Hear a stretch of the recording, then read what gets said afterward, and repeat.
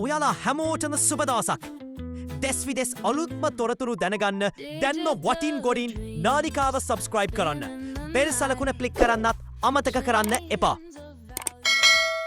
පුළුවන්ද එක රැයකින් කොහොමද ඩොලර් එක පල්ලයට ආවේ කියන එක?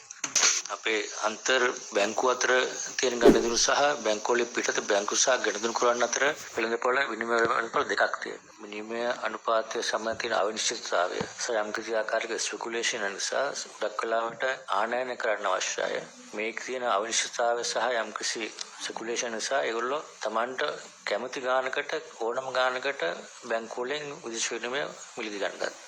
බැංකුව අතර වෙළඳපොළ 330 වගේ මට්ටමක තියෙනකොට බැංකුවෙන් පිටත බැංකුවල ඉල්ලන ගත්ත 345ට 50ට 54ටත් ගියානේ අර ඒ පෙන්වන්නේ වෙලාව. එතකොට මේක ගැල්පීමක් නැහැ. එතකොට ඒ தත්ත්වය තුළ අපි කත් එක පිළිවෙලක් තමයි බ්‍රහස්පතින්දා හවස අපි බැලුවා මේ අතර ලොකු වෙනසක් තියෙනවා. එතකොට ඒ අනුව අපි අන්තර් බැංකු වෙළඳපොළේ යම් කිසි ආකාරයක විනිමය අනුපාතය අර තැනට ගැලපෙන ආකාරයට ඉදිරියට ගෙනාට පස්සේ ඉන්ටර් බැංක් මාකට් එක ඇක්ටිවේට් වුණා අතරින්ද. ඇක්ටිවේට් වුණාත් එක්කම ඉම්පෝර්ට්ස් එක්ස්පෝර්ටර්ස් වලට බැංකු හරහා ගන්න දුණු තුලින් හැමෝටම වෙළඳාම කරන්න පුළුවන්. ඒකෙන් තමයි මේක ස්ථාවර වුණේ. ඒ වෙලාවේ කලබල වෙලා ගත්ත අය විශේෂයෙන් ඔය වාහන ආනයනය කරන අය වෙන අවස්ථාවය ඒගොල්ලෝ විනිමය අනුපාතය 350ට 60ට ෆෝඩ් එකට 70ටම ගන්න ඇති. නමුත් එයාගෙන් බඩු ගන්න අය විශේෂයෙන් දැනගන්න ඕන. ඒගොල්ලන්ගේ අපි වාහනයක් ගන්නවා කියලා. ඒගොල්ලෝ කිව්වොත් අපේ විනිමය අනුපාතය අපි 350ට ගත්ත ඒක නිසා මේ ගානක වරන ඕන කියලා මං හිතන්නේ මගේ ඉල්ලීම. ඒ පවතින විනිමය අනුපාතය මිසක් ඒගොල්ලෝ වැඩිපුර ගත්තා නම් ඒ පාඩුව ඒගොල්ලෝ ගන්න ඕන. ඒක